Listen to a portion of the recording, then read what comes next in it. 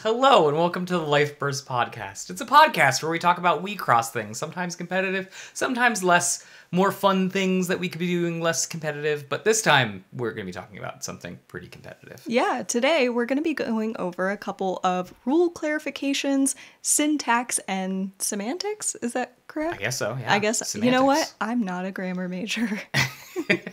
So that is what we're going to be going over today. But first, Andrew, how was your Wecross week? Oh, it was pretty good. So we didn't go to the locals this week. Womp womp. I don't think we were going to have enough to fire it, so sorry about that. But Yeah, we reached out to some of the other players in our area and we realized that almost all of our schedules were kind of conflicting. So unfortunately we had to skip out this week, but that doesn't mean we didn't play. That's true. We tested quite a bit. The ceremony is next week. Can you believe that? No. It's next week.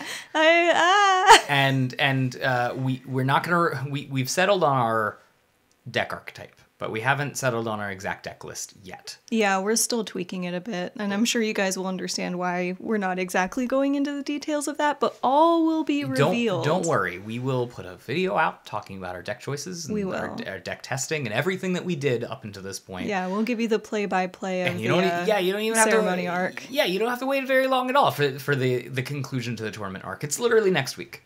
Dun, dun, dun. I'm like so nervous. I know. So I put together a PVC pipe rig for the recording session. Also for a future recording that I want to do. It's going to be probably some kind of gameplay between Tiffany and I, and we're going to be doing something cool with it. You guys will see. So subscribe and comment down below if that's something you guys would like to see. Yeah. So we made a PVC pipe rig out of a old volleyball net that I made way back when, in order for us to play and have just sort of a little bit of a more stable recording setup than, you know, a bunch of books stacked on top of Well, each they other. also were very specific with how they wanted people to kind of set things up. So I think, and like the webcam on my laptop was not going to cut it. Yeah. So we're going a little all in on this, but if you guys watch the tournament, there's going to be a stream, by the way, for it. So people can watch it. If we end up on top tables, maybe we'll be on the stream, which is super cool. But yeah, I don't know any details of the stream yet, but I know there will be one. Yeah, so please, you know, if you see us on the stream, please cheer us on. It would make me very happy. Send us your selector points is what we're trying to say. That makes me so happy that you just said that. Yeah, it's from the anime. I like legit got excited about that. All right, so segueing very delicately into our topic for today, we have to, and by we I mean me, it's really a me thing. Well, I thought it was true too, so it's my let's say we. Well, what we're trying to say is we are sorry. We have misled you. Our previous podcast was going into Who goes first? Who goes first. And that if you win whatever little mini game, dice roll, whatever it is, if you win that at the beginning of the game, that you could choose to go first or second. That is not true. And it's not true. And we would like to thank the commenter on the last video, or sorry, the last podcast for pointing out that that's not true. So it prompted us to do a very deep dive and into finding out exactly whether or not this was true. We were comparing like the English translations versus the Japanese official rules and such. And what I believe happened is when I was first looking into this, I may have found either a rough translation or a mistranslation that stated the person who wins the mutually agreed upon method to determine the winner decides the turn order. However, the official rules state that whoever wins the dice roll, minigame, whatever, goes first. They must go first. Yes, and I want to clarify here, not to make an excuse out of it, but I want to clarify that this is in the Japanese rules.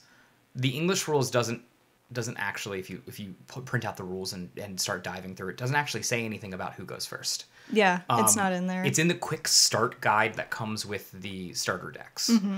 But the quick start guide isn't technically the official rule book. But it is in the Japanese rule book, so it's probably just that. Yeah, exactly. I hope there's an update at some point where they add that in there.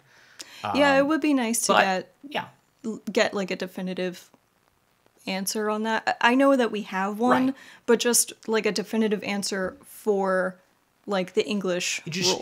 It's like okay, so Magic has the Gatherer and has a bunch of like rule books, and like almost everything's covered by it. You can find these rulings quite easily with Scryfall, right? Wecross does not have that. It has a wiki, which is good, and That is helpful. Discord that you can ask questions on, but it's not. It's like it's tough to get the exact nitty gritties unless you read the rules yourself, and even then, there's some stuff that's up for conversation. And I think that's kind of why when we were going back in through like the guide that comes with your starter decks, we kind of had to take certain things with a grain of salt.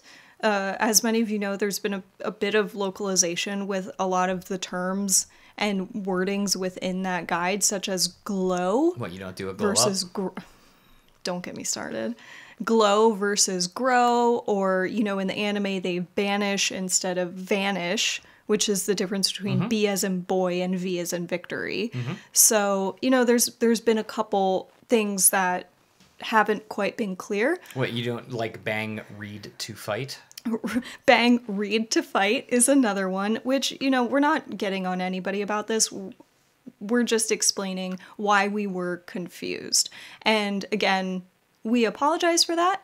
But we also really appreciate it when you guys comment these things to correct us, because it just makes the community a better place. So thank you. It's inspired our podcast for this one, right?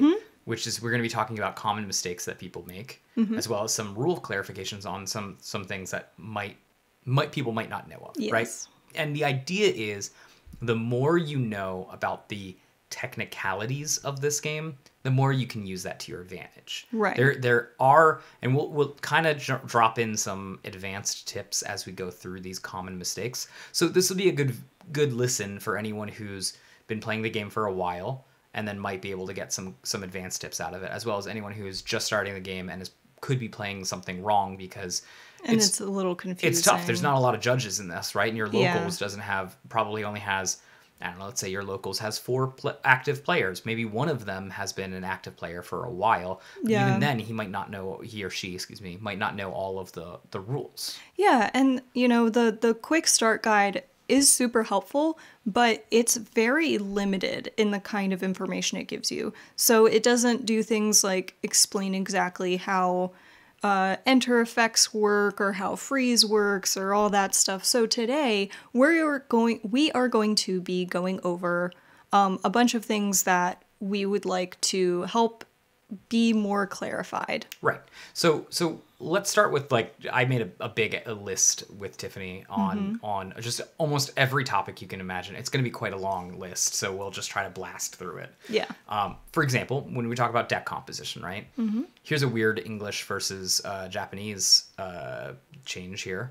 The Japanese, the decks can have English cards included in them, but English players can't use Japanese cards. Yeah. Why do you think that is? I assume that's because, they probably want to sell the cards, and if you already own the Japanese cards and you're buying the English so that you can have something cool, then that means you paid twice for it.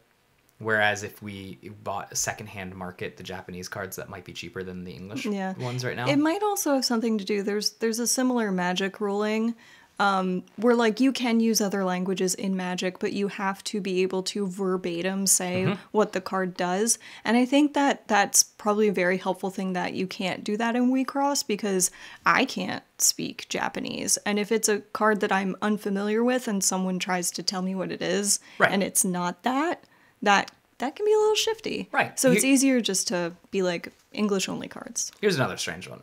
In Japan, you can use proxies for level 0s. I think it's actually written in the rules. At least this is, again, you guys can check me on this. Please double check us. That's been common knowledge, I think. But there's no clear-cut ruling in it in the U.S. rule book. And again, the U.S. rule book is a lot pared down. It's very pared down. So that might also be part of the reasoning.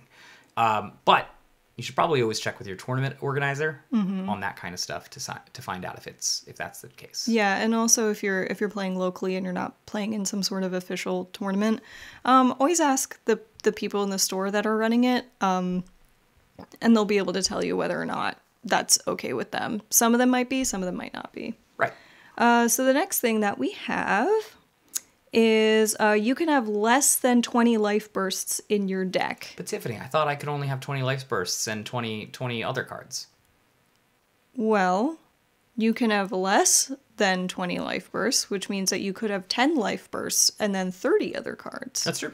You could do that. So it might not be great to do that right now, but yeah, I'm not exactly sure why you would want to do less probably life as bursts. the cards move forward, you might find that spaces are tight, and you might find that like, oh well, this card super synergizes with this other card, but it means that I've got to do a weird ratio. And we have run into that in deck building before, where we're like, oh, we really want to use XYZ card, and then we're like, wait, but we're not maxing out our life bursts. Is that such a good idea?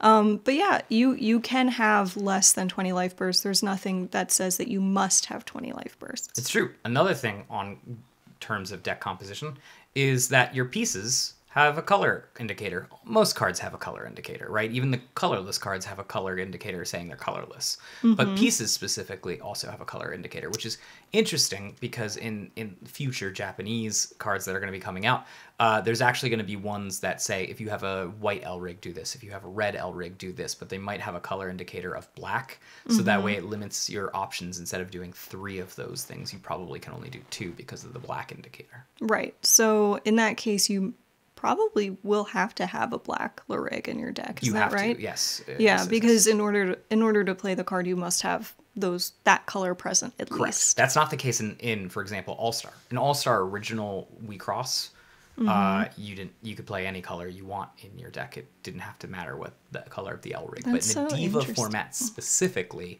you have to have the the cards in your main deck have to correspond to the color of your L-rigs. That's so interesting. The more I hear about the All-Star format, the more I'm like, that was the wild, wild west of Wixoss. It's still the wild, wild west. If you guys would like us to do a podcast about that, please comment, like, and subscribe. Here's another fun fact. So the rules explicitly state that you can only have 2 pieces in your L-rig deck, and then 10 other non-piece L-rig cards.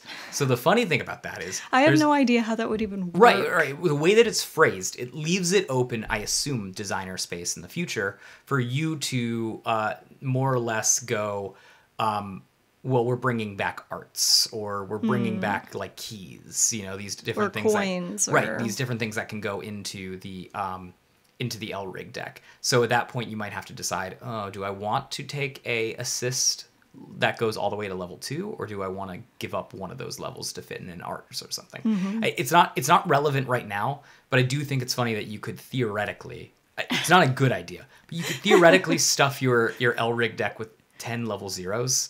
I mean, then you'd have to put 3 of them on the field, right? And then if you want to make it even more wacky, you could just do 10 Hiranas, and then the 2 level 0s Hiranas will see the center level 0 Hirana, and then will delete themselves from the game, so you immediately put them in the trash. Wait, is that a rule too, that you can't have more than one type of L-rig? You can't have more than one type of the same line. Oh. So you can't have a Hirana like legacy and a Hirana. rules.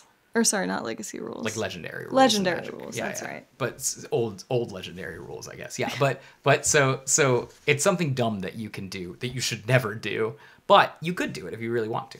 Oh, well, that's fun. I love the idea of fighting with nothing but chibis. Like, that's ridiculous. All right, so the next thing that we're going to be going into is things during your refresh. What's a refresh? So refresh is what happens when you no longer have any cards left in your deck that you can draw. Oh no, do I lose the game? No, you cannot lose the game to a refresh. Well, that's great. Yes. What do I do instead? So instead, you shuffle your deck, you shuffle your trash, and you put that back into the deck place on the board, and you take a life cloth and you put it in your trash, and none of the effects trigger, which is very sad. It feels bad. When do you put that life cloth into the trash? You do it after the refresh. Oh, okay, so you'll have one card in your discard pile, basically. You'll have one card in your trash. Yep. But yeah, you can't lose to refresh. And even if, like, and what we mean by that is if you have 0 life cloth and you're in knockout now, if you have to refresh and you have 0 life cloth, you can't lose the game. That's true. And again, we talked about competitive tips, right? Mm-hmm. There are times that as the Tamago player, I've seen that I had one thing left in my life cloth, right? Or sorry, one thing left in my deck. And I purposely drew that on my turn when I had no life cloth, so that way I have the entire deck to work for a search effect later. Mm-hmm. Or you might do that, and this is a very specific case, and you guys are going to outcry if you didn't know this ruling, but you finish doing whatever you're supposed to do prior to the refresh. So for example, if you are Haniel and you have to look at the top 3 and you only have 2 there, you only look at 2. Right? You don't look at those 2, refresh, and then look at an extra one. Yeah, so as soon as you hit the bottom of your deck, all actions that interact with the deck stop. Right. And that includes drawing. So if you have 1 card left in your deck, and it is after your up phase and you're into your draw 2 phase, you can only draw 1 and you must refresh. Yeah, as you refresh because you finish doing the action. The action is drawing during your draw phase. Mm-hmm. You can only draw that single card that turn. Yep. You're only drawing 1 card. So another tip that you might be is if you see the opponent's at 16 cards left, salvage the future for 15. You've forced them to, not only that, you've virtually made them discard a card because of it. Well, also, not only are they discarding a card, they lose a life cloth. And then they only get to draw 1. So basically, they lose 1 in terms of card advantage. Correct. Gotcha. So here's some fun ones, and literally my favorite version of board games, which probably everyone else hates. It's called timing, right? Timing restrictions on cards, and when do things work, right? In Magic, there used to be, we used to say, hey, sorcery speed or instant speed, right? When we were talking about the stack, and there was one more that old dinosaurs like me remember, which is interrupts, because interrupts are faster than instants. Yeah, timing is so strange in card games, but so utterly important. The better the timing is, the more things that you can do with it, the more options you have, right? Right. So, some timing matters a lot. For example, auto happens anytime that auto ability would be met. Yeah. So anytime the trigger is activated, like if you're in a situation where it says auto when, like, let's say when a Signy is banished, do this. It happens. Anytime a Signy is banished, it does that, whatever that thing is. If it says one a turn or 1 a game, it means that you can only do it once, or it only happens once. But that's the only restriction to it, right? It's pretty fun. Whereas action needs to be on the person whose active player turn it is, right? So if I own the card and it says action, down this to do something, I can only activate it on my main phase, not the opponent's main phase, just mine. So what do you mean when you say active player? That means the person whose turn it currently is? Correct. Right. So if it's not your turn, you're the non-active player. Right. Okay. What else do we have? Once a turn sacrifice is only once a turn, and it's up to 3 Signy. So what that means is, if you're unaware, you may, during your turn, choose to trash Signy from your field. And you can do this for multiple reasons. A lot of times it's just so that you can play something different, or, you've grown so you want to play like a 2 and a 3 instead of like all 1s. So you can trash up to 3, but it must be done at the same time. Correct. Which means that you can't play a Haniel on the field and then decide, oh, I don't want this Haniel anymore, so then you trash it, and then you play a Lancelot, and then you decide, oh, I don't want this Lancelot either, and then you trash that. You can't do that. Right. So if you have such and such Signies on your field and you decide you want to trash 2 of them, you have to do that at the same time. As a Madoka player, whenever I get I'm at that turn 3 where I'm going to have a crap ton of cards in my hand, I usually like just pause at the Madoka grow, right? And then I have the trigger where I get to draw 3, discard 2. And before I discard 2, I like kind of just set my hand aside and just think, okay, I play this card, I play this card, I play this card. I sacrifice these 2 in order to have enough there for Langlindre. Okay, then I have to I have to plan out the entire turn in order to be like, okay, I'm ready to play this turn 3 again. And like sacrificing the once a turn sacrificing Signy is an important part of that.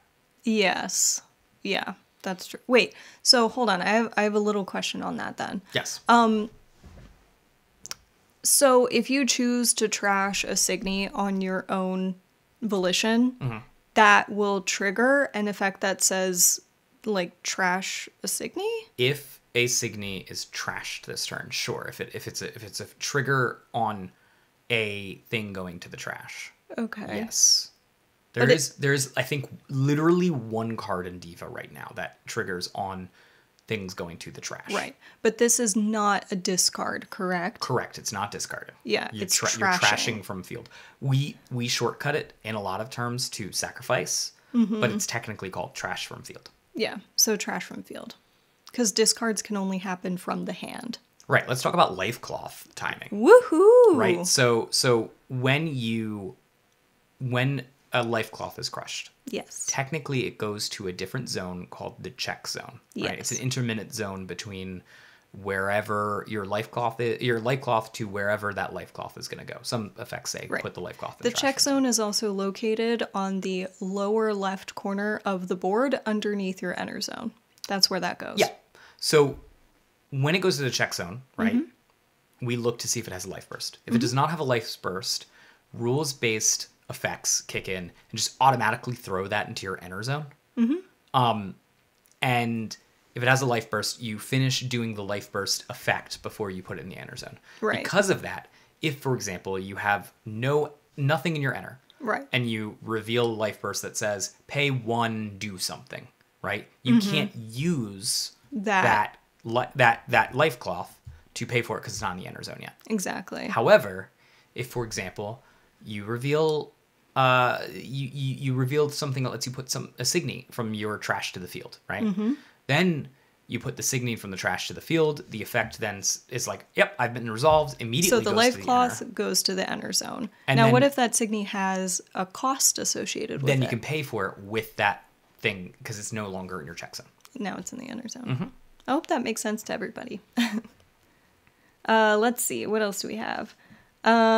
You can grow assists multiple times if it's not past your center level.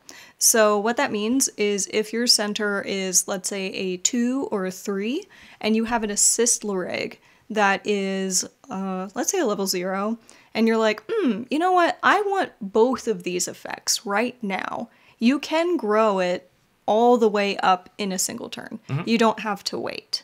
Now, the trick is that you can't grow your assist twice if your center Lureg is a level 1, because then that would be what's called upstaging your center, Right. which is not allowed. Something that I've been doing recently is because I want to minimize Xenocluster's effects when I'm playing Against it? when I'm when I'm playing as no limit, right? And there's a level 1 Ray that makes the opponent discard a card, and there's a level 2 Ray that makes the opponent discard 2 cards.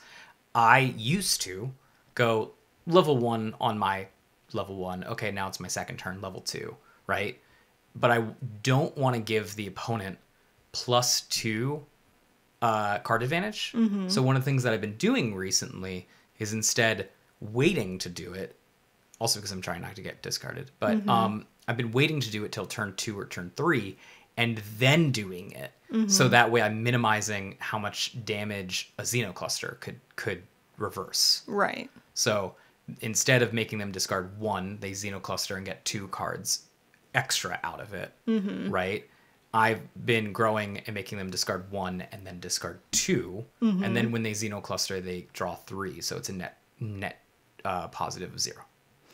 Oh, I see what you're saying. So you're making them discard 3 by growing Ray twice, And then, of course, they'll want a Xenocluster if they have it to gain those 3 cards back. But then they're not actually gaining any extra cards. They're just reimbursing their hand for Correct. what it was. And you could also argue that discarding 3 in one turn is better than discarding 1 and then discarding 2 later, because they're sculpting their hand. So if you can just get rid of whatever could be their next play, hitting more numbers is better. I see what you're talking about. But that's just something theoretically that you can be like, I'm growing twice. Like I know that I don't want to grow right away. I just want to grow twice in one row. Right. So speaking of triggers, what do you do when you are the active player and you have a bunch of Signy on the field that say, on attack, do this? So I guess that would be like... Well, it's whichever one you attack then, right? Because you attack one at a time. We'll talk more about that during the attack phase. Oh, okay. But you're trying to say if multiple triggers happen at the same time? Yeah. If multiple triggers happen at the same time, there's 2 things that are important to remember. A good rule of thumb is always that if the active player resolves any of their triggers first, and then the non-active player then resolves their triggers. Right. And the active player can choose the order in which those triggers are being resolved? If the active player has multiple triggers, then yes, they could. A good example of that would be DJ Lovett, right? DJ Lovett, when it comes down level 2 crossfade, allows you to pay enter to crush an opponent's life cloth, or as well as when it enters can vanish a Signy. Now, it's printed vanish the Signy first, and then it is printed crush a life cloth. But you don't have to do it in that order, because you get 2 instances of enter effects. If you pay for all of them, yeah. Right, and you get the choice of what you want to do. So a higher level strategy thing to do is vanish the life, or is to crush the life cloth first. So that way, if let's say their board is full, has 3 Signies, if they reveal a life burst that says put a Signy onto the field, they can't do it because the board's full. And then you vanish one of their things. So that way they can't do that. Also, that's a little bit of an advanced tip. Yeah, if you crush their life cloth first, if it has an effect that needs to be paid for and they're light on enter, that's also, by not vanishing it, you're not supplying them with the fuel to pay for that cost. Right. So yes, when you have multiple instances of triggers on a card, like 2 enter effects, you can choose which goes first. Okay. So that's maybe a little bit of a better instance of who goes first. Yeah, I guess so. Let's talk about freeze. I always get confused with freeze stuff, to be honest. Yeah, some of the names for these are very flavorful, but then have weird rulings when they sort of break the flavor, and freeze is one of them, right? Yeah. So freeze, some things that to think about with freeze is freeze expires on after the up phase. Yes. So when you're doing your turn, when the turn switches to you, it's always up phase and then draw phase. So what freeze does is you up phase and then freeze is removed from your Signies before you get to the draw phase. So what that means is that if you have a Signies that is down and frozen, they do not up, but then the freeze effect is removed after the up phase. Correct. And so that's important there, right? Because it says what the freeze effect is, it says this does not up during the up phase. That's literally what that state means. Yep. You can be frozen, for example, and be up, but that doesn't keep it up. Yeah. If you attack with it. Like, I know the flavor is like, oh, it's frozen, so it stays in whatever state it's in. That's not true. I know. That's what makes sense to me. That's what I always get confused about, but it just says this Signy does not up during the up phase. Here's an advanced tip that might help, aggro players out there. You can rise on a frozen Signy. And will that up it? It doesn't up it because that's not what Rise is doing. Rise is replacing the Signy below it. Oh. It just has a requirement that it needs a Signy below it. So if you have a frozen Signy and you Rise it, then that is a different Signy, therefore it is not frozen. Correct. Gotcha. Right, but it's not the frozen same. Effect does not carry over to the Rise. Bingo, because it's not the same Signy. It's a different Signy entirely. Gotcha. But that's the trick when it comes to freezing L-rigs. Because freezing an L-rig, it inherits all of the things it had before, all of its states before, because it's technically a line. Right, it's technically the same, let's call it a character. It's the same person thing. Oh. So it will inherit the frozen state. Right. So if you wanted to grow your Larig, but it's frozen and down, it does not up. Correct? But if it has enter effects, they still trigger? Yes. Okay. It just can't be upped. Yes. Ooh. That's a tough one. Mm-hmm. You want to talk about the attack step? I mean, let's. Yeah. So what's the order of the attack step? All right. So first of all, you have your and I know that this is the other thing that we kind of have to clarify, because in the quick start guide, it tells you all of your phases, and then it says attack step, and then like kind of just the player can, it's very vague. However, there's actually multiple parts to the attack step. So first, when you go into the attack phase, you have what's called a pre-attack step, which is where it's the active player's turn. It's them resolving all of the triggers and everything on their side of the board. Things that say at the start of attack step, do this. Yeah. So things like, oh goodness, what's that one? The one that like turns things and is green and she's blonde. Is it Gwen? Yes. Sure. You're not Quinn. It's talking That's Quinn. what it is. So things like Quinn will activate during this part, and they can't be interrupted. As long as you're the active player and you own the Quinn. Yes. So next you have what's called the defense step. This is basically when after all of the triggers have been resolved on the active player side of the board, this is when they declare, hey, I'm now going into attacks, and then the non-active player may respond. Well, just to clarify there, when you're saying you're going into attacks, you're going into the pre-attack step. And you do the pre-attack step. You are fully in the attack step when the defense step comes up. All right, sorry. So it's just now the opponent has the chance to do all of their attack at the beginning of attack trigger steps. Yes. So this is, for example, when they can grow their assist Elrics. Yeah. Or play a piece that has attack phase time, timing. So that's when all of that happens. Then next you have attack step 1. Attack step. The actual attack step. The actual attack step, where basically in Magic terms, we'd say this is when you declare attackers. Right. So now, so you're declaring attackers. You're saying, all right, I'm going to swing with left, swing with center, that sort of stuff. That's when you do that. And in this game, you attack one at a time. You don't tap all of them, That would be crazy. Can you imagine just like a full ambush? Does, right? Yeah. Yeah, well, this isn't Magic. I know, but I'm just explaining it. Yeah. And then if and when you crush a life cloth, they go into the check zone and such, as we've stated before. Certain signies either will be put into the trash if it's specifically said they go into the trash. And you guys get it. This is like the meat and potatoes of Wixoss, you know? So that's when that happens.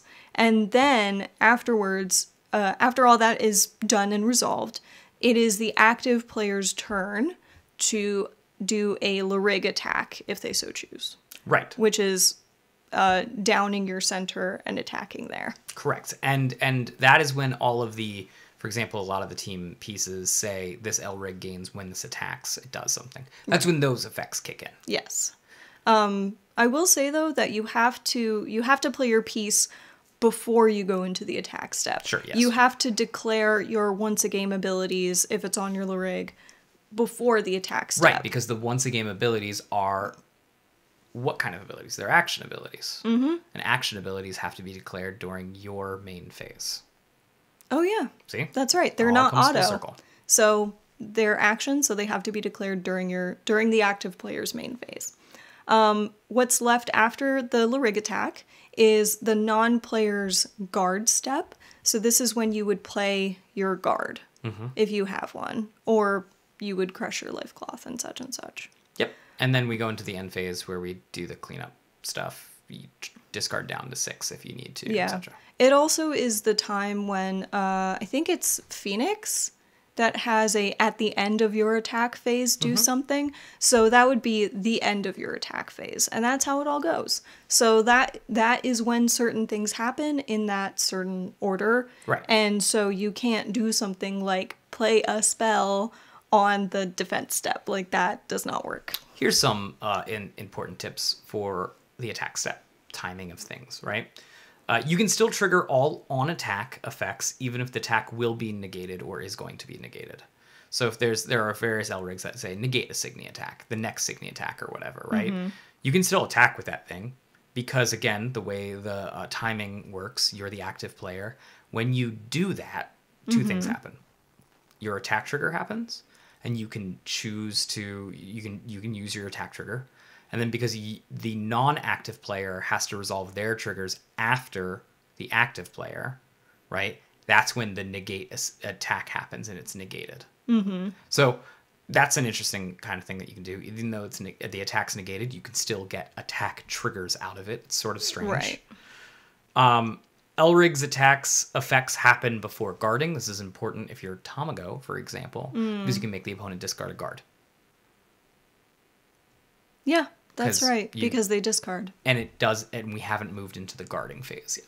Oh, it's so rough when it happens, y'all. Right, it doesn't make any sense, but that is how it works when you break the phases up. However, with something like Card Jockey, you can still guard while that is happening. Yeah, while you're getting hit. Yes. Correct. Because, yeah. Well, because you've already chosen the attack. Look, we're going to get to Endless Punchline in a second. It just breaks all game rules for some goddamn reason. No, I literally have a section declaring, there's our train. I literally have a section dedicated to Endless Punchline because it's so fucking strange. It is pretty strange. Yes, it is. And then the last thing to note is that, actually there's two more things to note. Attacking under is a common tactic and is good. You do not vanish the Signy that you attacked into if you attack under, and aka its power is lower than the opponent's Signy. Yeah. But you don't lose that Signy either, so it's a good strat. Right. It is a good strategy, especially if you're playing against something that you know their life cloth would say vanish up Signy. You can, and a lot of people do, just choose to down their Signy if the Signy in front of them is a higher level. So let's say you've got a Lancelot that's 5,000 and you've got a Haniel in front of it and you're attacking with the Haniel. You just down the Haniel and then nothing happens to the Lancelot. Yep. But it protects Haniel from removal. So here's an important one with the rise of Xenocluster. There is no attack phase for the first player's turn. Right. So if you're going first, there's no attack phase. Yeah. This is important because you can use it to your advantage. Let's say I make you discard your entire hand somehow on the first turn of the game. Oh, like playing, I don't know, 3 random drain? Something like that, yeah, right? I say that because you recently did that to me and it made me very upset. Yeah, it's good when you do that. If you were to do somehow make them discard a bunch of cards, right? Mm-hmm. And they have Xenocluster, which has attack phase timing, they don't get to use it. There is no attack phase, therefore there's no attack phase timing to use that for. I didn't even think about that. Yeah, it's an important... See, this is why the technicalities, you need to know them, so that way you can use them to your advantage sometimes. Yes. So you actually have as much free discard as you want. So when I was using that Ray comment earlier, I didn't even connect it there. Oh. When I was using that Ray comment earlier, if I was on turn 1 and I was the first person, I'm skipping attack phase, it would be safe to actually make the opponent discard with Ray. Yeah, you're right. You just wouldn't be able to do both Rays because that would be upstaging your Signy. Correct. I just I thought about it right here. So. Whoa. Yeah, even I'm still learning from the fundamentals. So, speaking of things in going into attacks and things moving around in the board, let's talk about Enter for a second, how all that stuff works. So, many of you are aware that guards have a little something called multicolor? It's multi something or other. I'll pull it out in just 2 seconds. Yeah. So what that when we're talking about multi-enter. So when we're talking about things like paying a cost, right?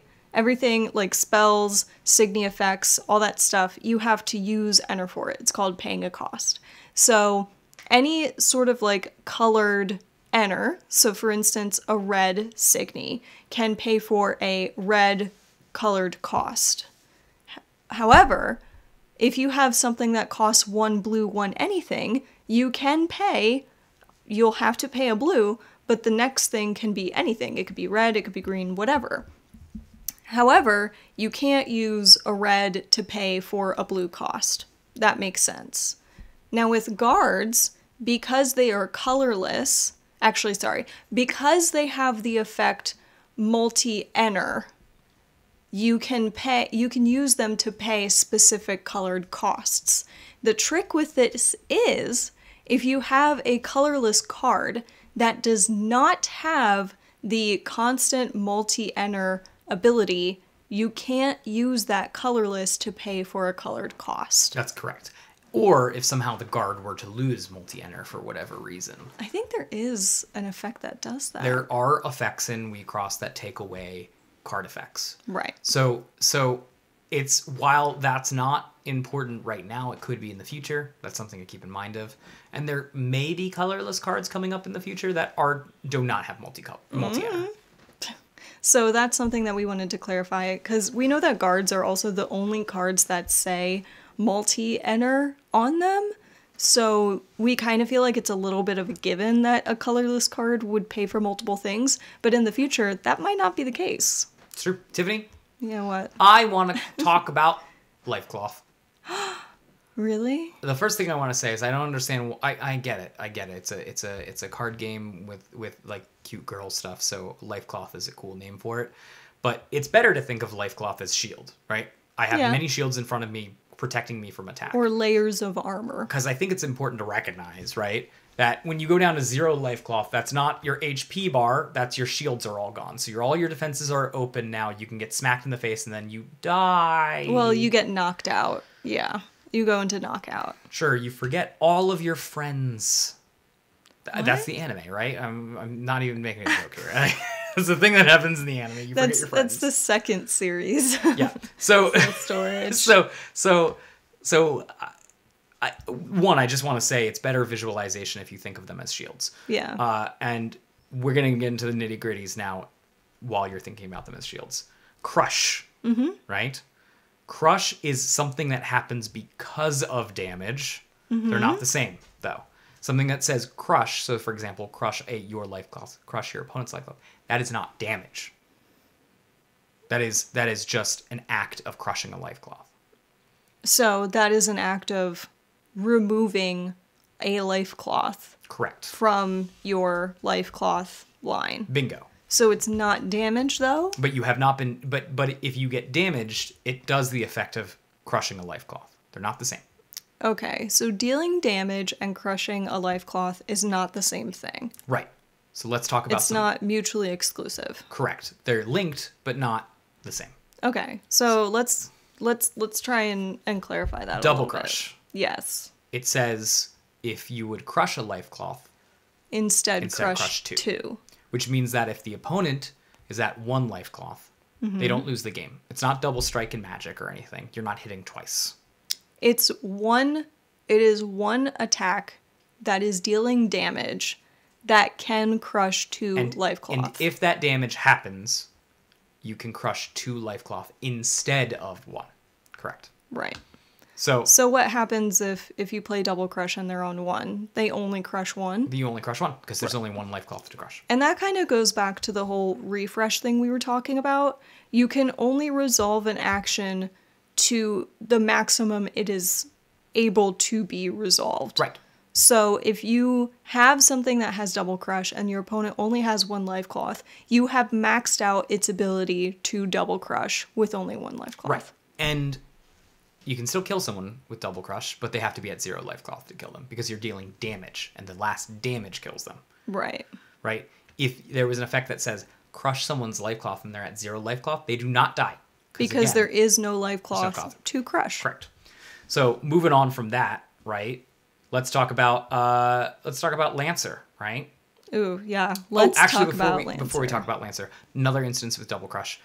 You don't crush one, then crush the other. You crush them both at the same time, so both of them go to the check zone. Right, and because that would be... And then that player chooses the turn order of the life cloth being resolved, correct? Correct, unless only one or both of them do not have the life burst. Right. If rules-based action, if there's a non-life burst card in your check zone, it just immediately goes to the enter. Right. So when if you have something like one non-life burst and the life burst, the non-life burst immediately gets put into the enter zone. The life burst stays in the check zone while it is being resolved and then goes into the enter zone. If you have 2 life bursts, then you can choose which one to resolve first. Right. So if you have a life burst that says draw a card, and then you have another life burst that says banish the Signy, you can choose to do one or the other first and then resolve the second one. Yes. Lancer. Let's talk about Lancer. Lancer is an effect.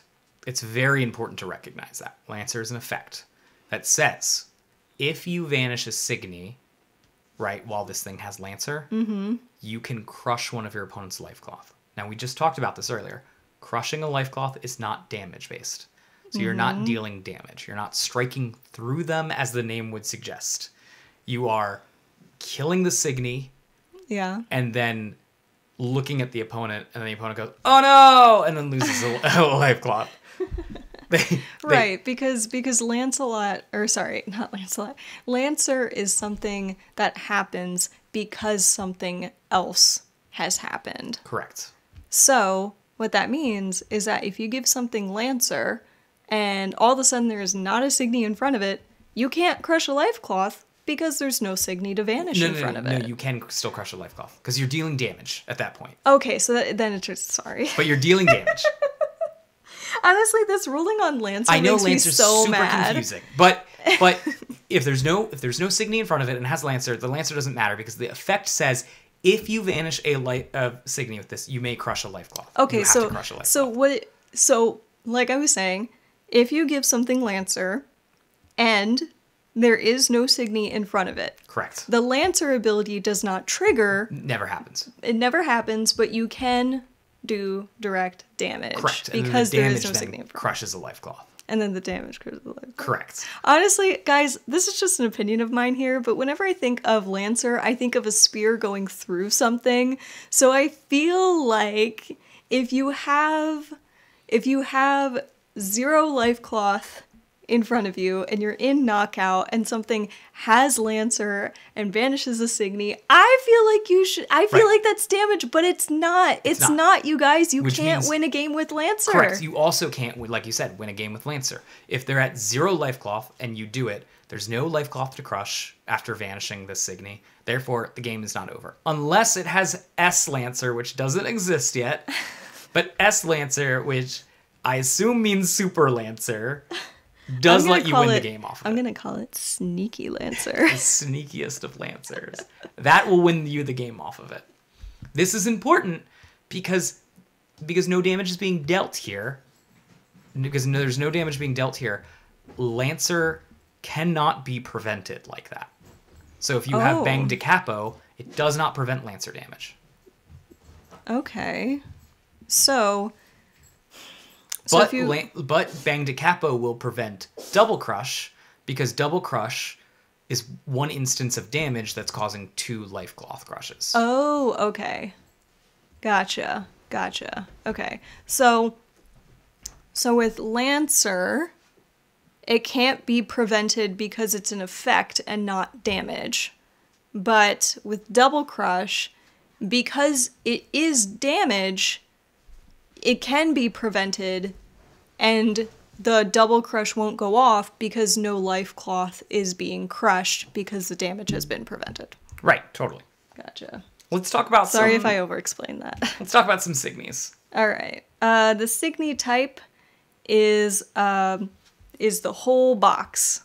So what does that mean? At the sort of like mid-right corner of your Signy cards, you have, in the Diva format, it's tones. So you might have something called Idle Tone or Nature Tone or whatever. So specifically for the Nature Tone, you have like Terra Beast, or like Aquatic Beast or something like that. However, what this means is that the Nature Tone Aquatic Beast and Nature Tone Terra Beast are not the same.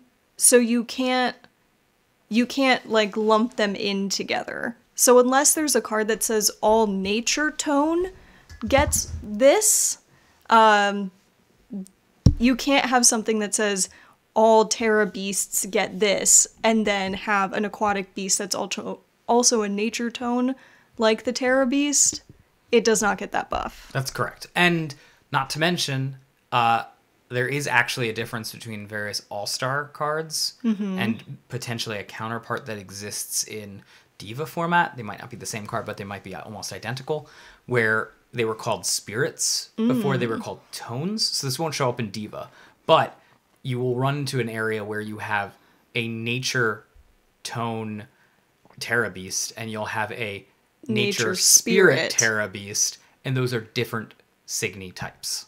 Gotcha. So the whole thing is the name. It's not just one or the other. It's not like a categorization. It's the whole thing. Right.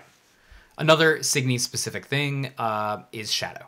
Shadow basically says Arquins, Zhao Yun. Yeah, just a good rule of thumb is Shadow protects against any block of text that has the word target in it. Right. So if it does not have the word target in it, it probably affects a Shadow. So because here's an example. So Zhao Yun has a text on it that says Shadow level 1 or level 2 Signy. So what that means is that Lancelot cannot come in and pay for a cost and say, vanish this Signy or whatever, because it specifically has Shadow against level 2 and level 1. And on Lancelot, it says, pay this, vanish target Signy. Yep, exactly. But if you were to Nightmare Step, you can get rid of it because it says put all. Yeah. Or any of the like assist lyrics that say like vanish target Signy. For Zhao Yun, it would work because it's specifically a level 1 or level 2. Would not. But Arquin it would not because unless it's on their turn. Right. You do have to remember that Arquin's Shadow only becomes triggered when it is the opponent's turn, not your turn. We're making this way more complicated than it needs to be. Sorry. No, it's nothing to be sorry about. It's a weird thing, and then there's a lot of weird text associated with Shadow. It's not ever really just Shadow at all points in times, because that is uninteractable, and the game designers have made that like a thing they don't want to do. Yeah. So Shadow, just point blank, if it says target, probably doesn't affect the Shadow. Yeah. The next section that we have is a miscellaneous section. It's just a bunch of section stuff that we couldn't fit into other sections. So let's get into something called modes. If a card has multiple modes, unless it states you can pick the same one more than once, you have to pick new modes. So can you give us like a card that's got an example of this? Sure. Not off the top of my head, but I can make up an example. Right. So if something says choose 2 of the following and then gives 4 different options, you have to pick 2 different options. Right. You can't just pick number 1 and number 1 twice. Right. You have to pick different ones. Unless it specifically states you can pick the same option more than once. Gotcha. Okay. So that would be especially useful to know for things like, I think it's Salvage the Future, or when there's like a life burst that says choose 1, if it's like draw a card, vanish the Signy. That's just an example. Or a better example probably would be Happy Destruction, which says you can make the opponent discard at random, or you can do that multiple times. It says you can do that multiple times on the card. All right. What about things like enter effects? We talked a little bit about this before. Right. But what do you do when there's an enter effect with no cost, but it says that something happens? So here's something strange about it. You can ignore or choose not to use enter effects that have a cost. But if they do not have a cost, you have to do them. And if you can't do them, you can't play that card. So I think the best example of this would be there's a red Signy. Celadon. It's a level 2, Celadon. It's the really cute boar girl, red, level 2, 10,000, whatever. It has an enter that goes right into discard a card, which means if Celadon is the last card in your hand and you can't discard a card, you don't get to play that card.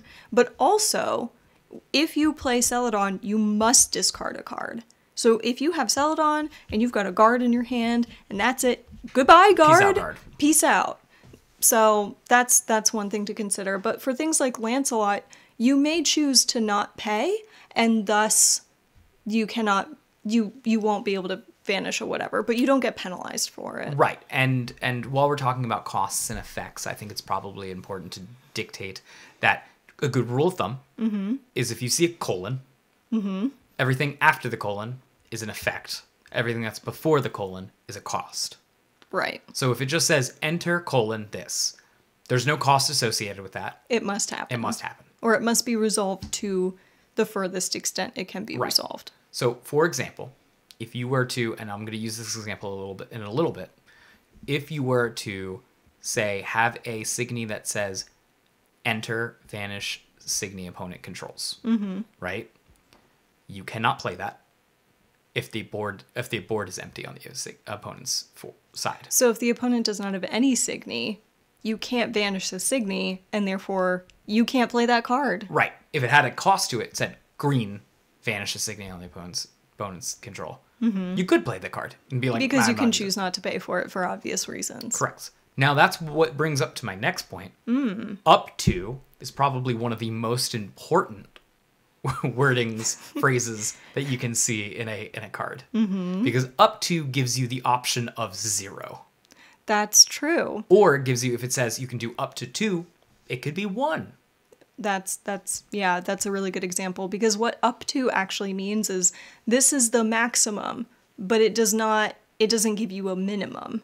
So when it says like vanish down up to target Signy, you can choose just to down one and not the other one for whatever reason you might have. Or you could be like, I don't want to down any of these. Why am I even playing this card? So the next thing that we're going to talk about is if Rise Signies get moved off the field, the bottoms are trashed. For any reason. For any reason. So if you vanish a Signy that has Rise, then the Rise goes into the enter zone, and then whatever was underneath that Rise gets immediately put into the trash. You don't get to enter both. Wouldn't that be a thing? Right, that would be great. That would be great. Let's talk about my girl Fenrir. Ooh, let's talk about Fenrir. So Fenrir's got 2 abilities. One of them is a team ability. You can tell if it's a team ability because it has that triangle. And it says, at the beginning of the attack phase, the opponent discards a card. Right? It also has an enter ability that freezes 2 Signies. Right? Those are its 2 abilities. One of those is a team ability, the other one's not. Okay. So what do you do? You can play it. Even in any deck. But if you don't have the team that's associated with it, then that team effect will not happen. It's important because some people will think, I can't play that card in general. No. You can still play that card. It's less effective because you can't use the team effect. Right. Your center L-rigs will also have that triangle, for example, in a lot of the cases. So if you're running a dream team and it says, let's say, it's got a team name of like No Limit, if you are using Harana as a center in another dream team and you're not running a full No Limit, you don't get to use that ability, but you can still play that card. It just doesn't do that one thing. Okay. So I'm gonna take the tablet here. I'm just gonna bum rush through a bunch of common mistakes or common issues. All right. This is the lightning round. Lightning round. If you're Strap driving, in, everybody. Pull over. Oh, God. You're going to need to pay attention. I'm going to go fast. Yeah, we're going to go fast, be safe, and let's go. All right. Hirana's ability, right?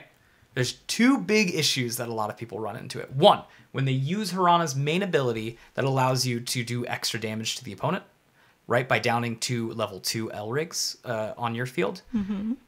One, it is damage that you're doing. It's just direct damage. So it's not crushing a life cloth like some of these other things are. It can be prevented by preventing damage. Right? I'm not crazy. I'm just checking it to make sure. Yep, deals damage. So you can if you prevent damage, you can prevent it. The word damage has been found. The word damage is on it. But it is not a second attack. That's very important to recognize because sometimes people get confused with that. It is an effect. and it's a triggered effect. But you can activate it once a game. You can only do it once a game, mind you. Right.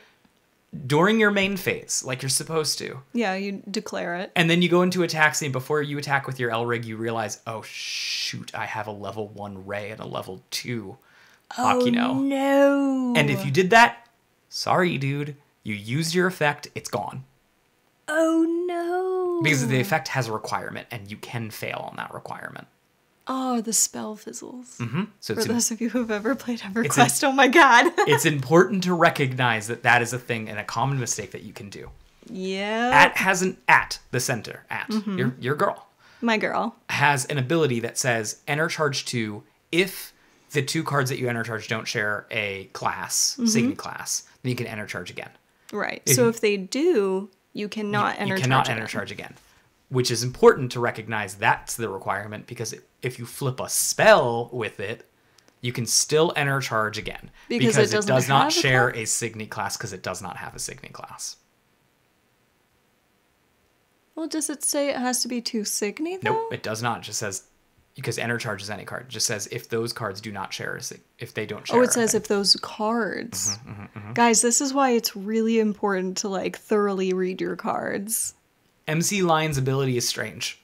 It is. It throws me off every time, and I love that deck. You guys know I do. So and how does it work? MC Lion basically can up itself by downing one of its L-rigs if it hasn't dealt damage. So that means that if it attacked and didn't deal damage, such as it was guarded or prevented, then you can up and attack again with it. Mm-hmm. If you're frozen and down, and you're like, well, I didn't deal a damage with it, you didn't attack with it either, therefore it doesn't work. Oh. So it's important to recognize that. So with that one, what do you do if you declare that, and then your opponent is like, all right, I'll just take damage. Does the effect just stop? You don't get to down it and up again? Yes. I mean, you've accomplished your goal. You've dealt damage, so it's fine. You've resolved it to its maximum ability, I suppose. Let's talk about Endless Punchline. Let's. Endless Punchline is super strange, and the important part to recognize is that Endless Punchline lets you attack while downed, and gives you a maximum amount of times that you can attack this turn. Right. So you can't use MC Lion's ability with Endless Punchline and expect it to work, because MC Lion's ability ups it, which allows you to attack again, but Endless Punchline limits how many times you can attack. Right, because Endless Punchline says this L-rig can attack up to 3 times. Mm-hmm. And for what it's worth, and DJ Lovett can enter burn 3 and then stay downed. Then you go ahead and Endless Punchline, and you can attack while downed. Mm-hmm. You can also attack while frozen. Mm-hmm. It doesn't matter, as long you can just attack. Go ahead. Endless Punchline just breaks rules. So further with Endless Punchline, one last clarification on that. Obviously you would want to flip a Signy that is a level 3, because that means that you get to attack up to the maximum of 3 times. Sure, or a spell. That's important. Right. So why do you get to attack 3 times if it's a spell? Because Endless Punchline limits how many times you can attack based on if you flip a 1 or 2 or anything else. Yeah. So I don't know what else you could flip other than a spell and a level 3 Signy. But theoretically, let's say they raise the Signy cap, like they exist in All-Star. Mm-hmm. Well, Endless Punchline becomes way more insane now because you're packing level 4s in there. Not saying they've done that yet. I'm just saying these are the technicalities to know, so you can recognize how to take advantage of them. Yeah. So if you guys are playing Endless Punchline and you flip a spell, you get to attack 3 times. Right. Chandelier. The important part. I love Chandelier, but the important part that I'm using Chandelier as an example for is it's a replacement effect. Replacement effects means that instead of doing something, they do something entirely else. Okay. And in this case, Chandelier, when it vanishes a Signy, it goes to the trash. It does not go to the enter zone at any point in time. Therefore, it does not trigger things entering the enter zone or leaving the enter zone. Mars, on the other hand, and Phoenix both enter burn things that are in the enter zone. and as such will trigger effects like that. Oh. So if something gets moved from the enter zone to the trash, then because of their effect, then you could do something like... If there's an auto ability that says whenever something is moved from your enter zone to the trash by the opponent's effect, trigger this, yes, theoretically, at that point, it would.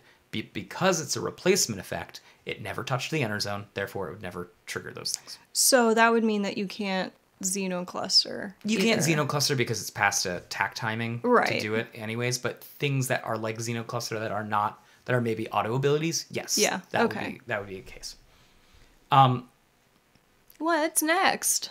Gi Natural Planet. That's the older sister of He Natural Planet. Sure. It's not a Lifeburst podcast without me saying He Natural Planet. That is not canon. GE Natural Planet has a colorless cost, right? It says it wants to see colorless, colorless, colorless, and then says in the effect, if the cost that was paid was 3 different colors, this happens, which means that you can pay it and fail. Right. It's just important to recognize that just because a payment has happened, that does not necessarily mean that the effect can't fizzle. So I have a question about that. If you were to pay for that effect with, let's say, a green, a blue, and a guard, which is colorless, does that effect still happen? No, because I gotta look now. But Sorry. I think Geese specifically says if there are 3 different colors in the things that you're paying for, so it wouldn't work. Because it's colorless. Right. All right. If you guys have a different opinion on that, let us know in the comment section down below. You could use the multicolor to be like, I'm paying black for this, so you'd be fine. It does say multi. If it says multi-enter, I would argue that one. Some enter burn effects, like I said with Mars or Phoenix, don't say share a color. They will say share a color with the center. So for example, if your center is blue and you're trying to enter burn something that's red, you can do that. But if you try to enter burn something that's blue, you can't do that because it says it can't share a color. Oh, so yeah, you could do something like enter burn something that does share a color. So if you were going up against something like Uchu, you can't use that effect to burn a green. Uchu, you can't. You can use that effect to. Well, it depends on what the Uchu thing is. Yeah, what I'm saying is if you were going up against an opponent that has a blue center, yes, and it says burn enter that shares a color, like I think DJ Lovett says that. DJ Lovett doesn't specify. Oh, it doesn't specify. And that's one of the reasons why DJ Lovett's a little more powerful here. Gotcha. But this is all to say that you got to be when you're using things like Mars or Phoenix, you got to be careful about what you're burning because you need to be able to coordinate that. Yeah, check that enter zone. Okay, there's a whole bunch of things with fail to find. Fail to find? Fail to find. There's actually an amazing Magic the Gathering video you can watch from Realistic Studies about how a guy invented an entire combo deck under the idea of fail to find. And fail to find means that you can, let's say, for example, use projection map. Projection map says, hey, pay this. When you do, you can look at the top, I think, is it what, 3, top 5? I believe 3? it's the top 3, and you have to find a white signy and a spell. Correct. You can look at the top 3, see a white signy and a spell in there, and then just straight up lie and say, I failed to find a white signy and a spell in here. And then you can shuffle them back. Or put them in the bottom. And it doesn't say reveal, so it's not like your opponent can prove that. No. As soon as you reveal, you cannot say that you failed to find because you are a liar then. You're just proving that you're a liar. But literally, you can fail to find for whatever reason. You could be like, I'm colorblind. You'd be like, I'm actually blind and there's no braille on this. Like you can fail to find for whatever reason if it's hidden information, and that's the way it works. This is important to recognize because what if you only have a spell, like you have 4 cards left in your deck, right? And you have a spell and a level 3 white signy that you just revealed, right? Right. And the other one is a level 2 red, and then somewhere in your thing there's also a level 1 red, right? Then that means that you could be like, well, if I take both of these and I endless punchline next turn, I lower my chances of endless I will have punchline. 0 chance of being able to get 3. However, if I put them both back in there, I have 50%. Right. Right? Mm-hmm. So you can, in that case, just be like, fuck it, fail to find. Yeah. Put them back in there. There's a little bit of a side note on that as well.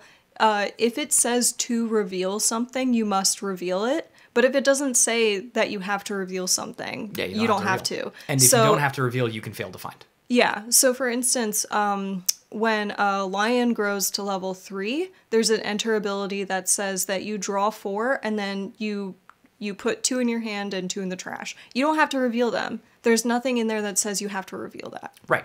Another example could be you're up against Musica. They mill you down to 4 cards. Right. You draw your next 2, so you've got 2 cards left in your library, right? Or your deck.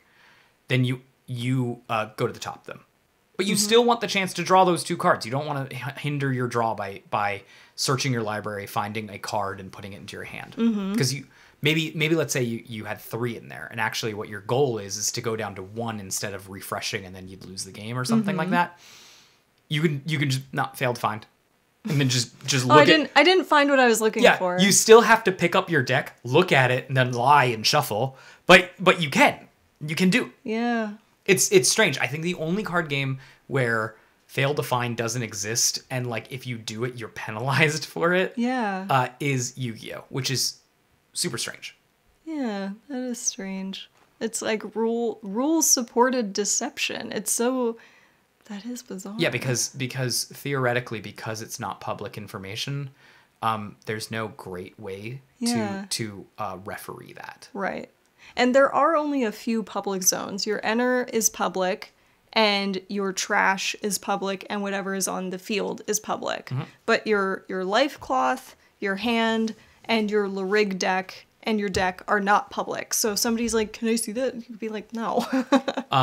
Yeah, but if you, for example, were to take a card out of your out of your trash and then put it into your hand for an effect, and anyone goes, "Wait, what did you put in there?"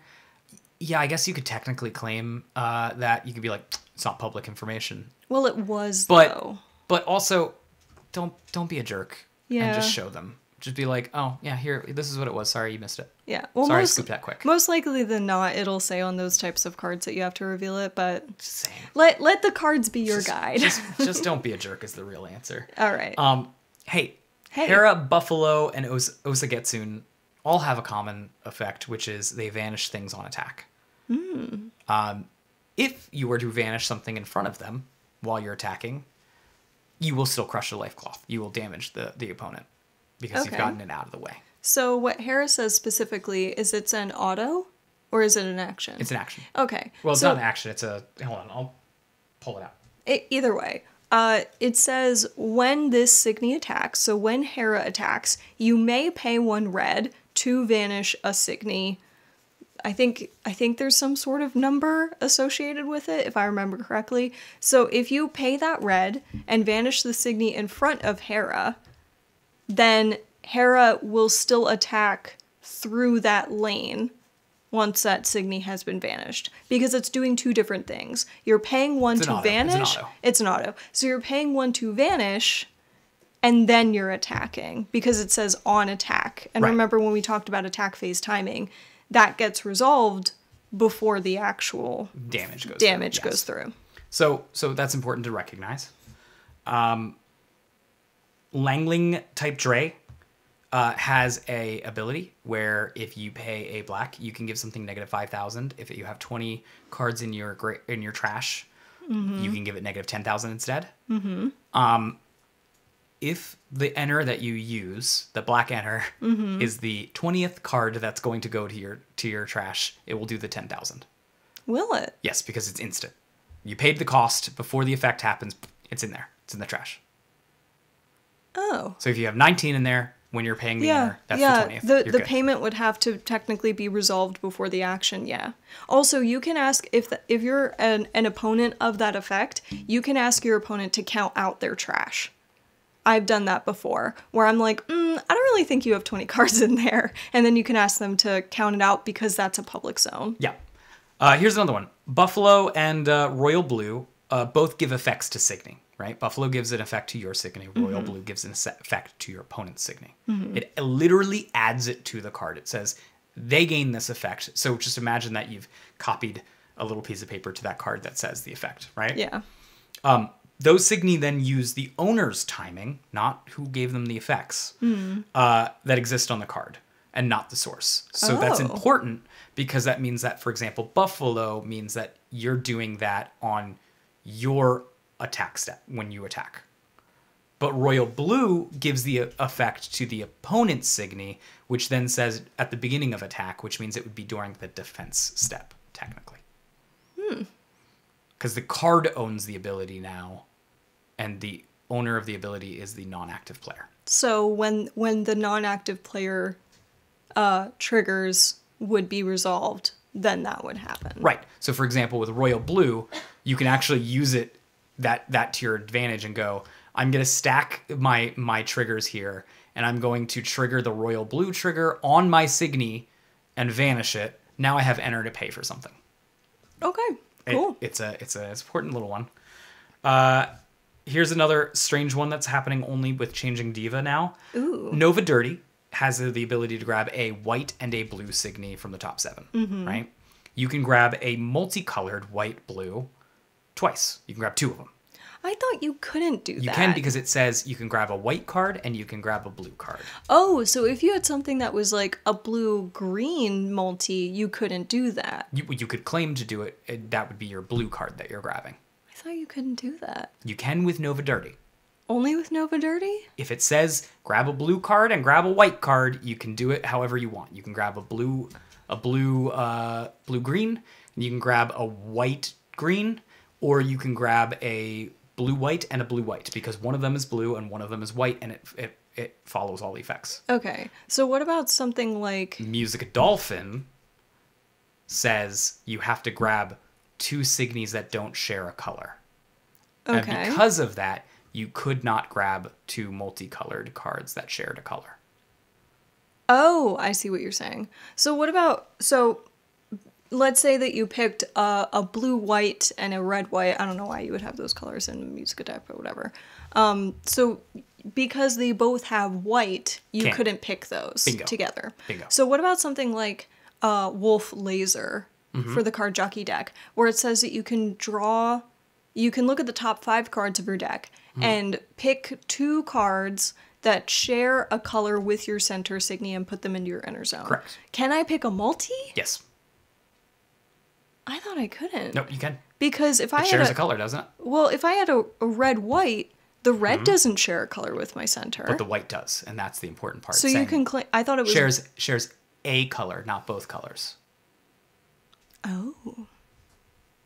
Well, okay then. Yep. I'm going to argue that one because in a local I was told you couldn't do that, and I'm going to argue it from now on. Okay.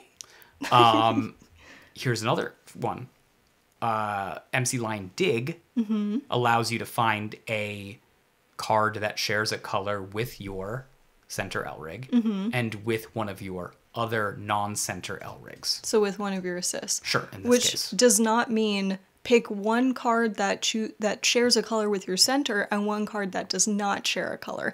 That is a different thing entirely. Right. So, for example, if you were making a dream team with MC Line Dig, you had a white center Elrig, and then you were using MC Line Dig, you could draw 2 white cards because you are following the orders.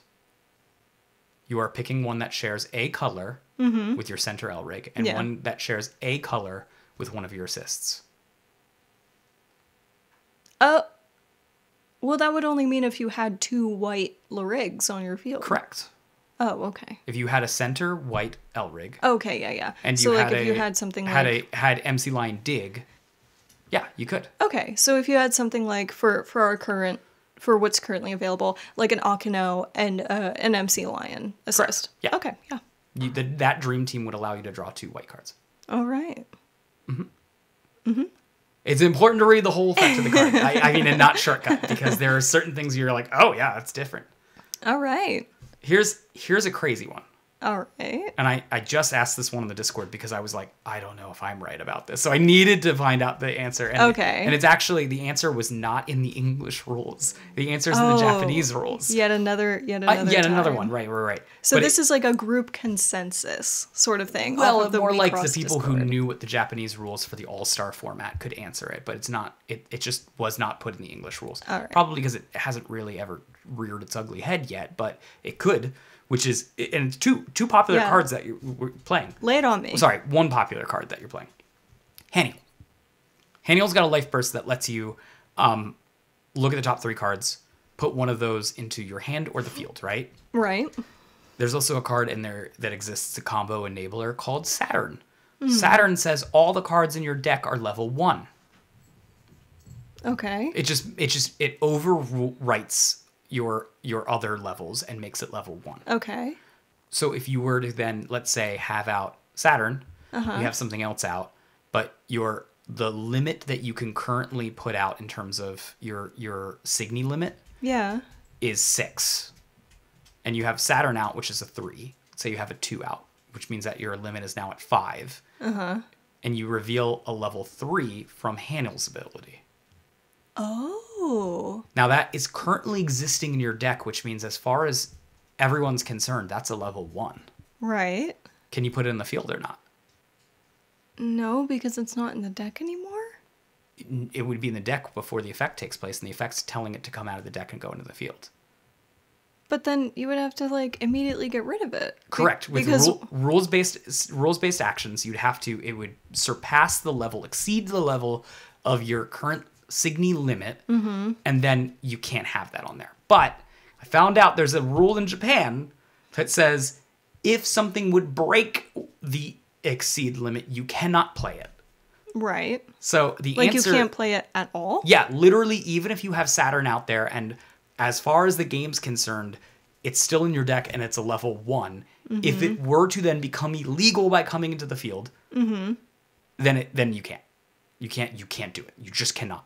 So it would just have to stay in your hand? Yeah, you'd have to put it in your hand base because that's the other option, yes. Okay. There is a scenario where you could pull things, again, All-Stars, the wild, wild west of Wixoss. Yeah. If you guys have played All-Star or anything like that or any of the previous sets, let us know in the comment section down below. In All-Star, there's ways to get Signy out of your trash and put them directly into play. Right. So theoretically, you could break Signy, like for example, Magic the Gathering has Reanimator, where you try to put a really expensive creature in the trash and then a really cheap reanimation spell to bring it back into play early, and then there's no punishment really, that you have this insane thing that you skip 7 turns basically in order to put it into play early, right? But in Wixoss that doesn't exist. If you break your Signy's exceed level, you just can't do it. There's an art that lets you pull a red Signy from your from your trash and put it directly into play, but it has the rider on it that it says this Signy becomes a level 1 Signy until end of turn. So that way it doesn't break the exceed limit. The exceed limit, yeah. What? Crazy, right? That is crazy. So while that is not going to be a big thing right now, it could be, but it's important to know these weird niche rules so you can get a good advantage on it. All right. Did we have any other ones? Any other fun ones? That's it. That was the craziest one I could think of off the top of my head. All right, guys. Well, if you have any sort of opinions, agree, disagree, whatever, or any of rule clarifications of your own, please comment them in the comment section down below, because we really do appreciate it when you guys engage with us and either, say we're right, say we're wrong. Any sort of conversation is welcomed on this channel. Yeah, I think that's it. All right, guys. Thank you so much for tuning in. If you liked it, give it a like. Please subscribe and comment down below, and we will see you in the next one. And as always, may you always flip a life burst. Goodbye. Bye.